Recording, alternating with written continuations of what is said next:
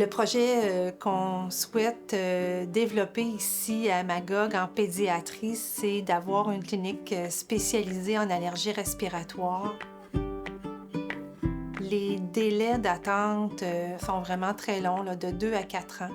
Puis notre population pédiatrique, c'est des jeunes patients qui grandissent vite, qui évoluent rapidement. Puis le fait d'avoir des tests d'allergie, ça nous permet tellement de faire une prise en charge précoce, mieux orientée.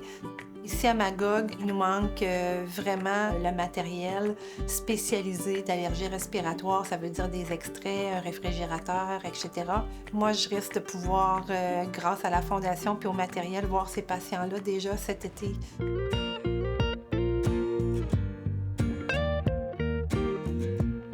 Savoir qu'une femme sur 2 dans sa vie va être aux prises avec un prolapsus des organes pelviens.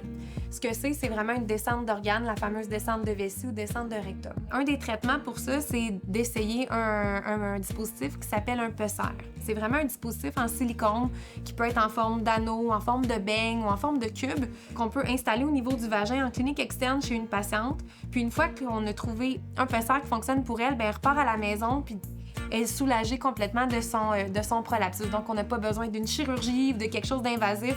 En un rendez-vous de 30 minutes, on peut avoir réglé le problème du prolapsus des organes pelviens.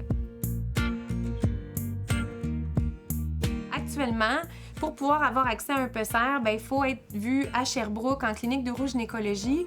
Et je vous cacherai pas que les délais sont actuellement très longs. On parle d'autour de 2 ans pour être vu dans notre clinique spécialisée. Donc, l'argent de la Fondation, ce que ça l'a permis, en fait, c'est vraiment de s'équiper ici d'un arsenal complet de pessaires pour qu'on puisse effectuer des essais adéquats chez les patientes qu'on voit ici en clinique, puis qu'elles puissent partir ensuite à la maison complètement soulagées de leur prolapsus des organes pelviens, puis de leur éviter idéalement une chirurgie qui est invasive et qui est également risquée.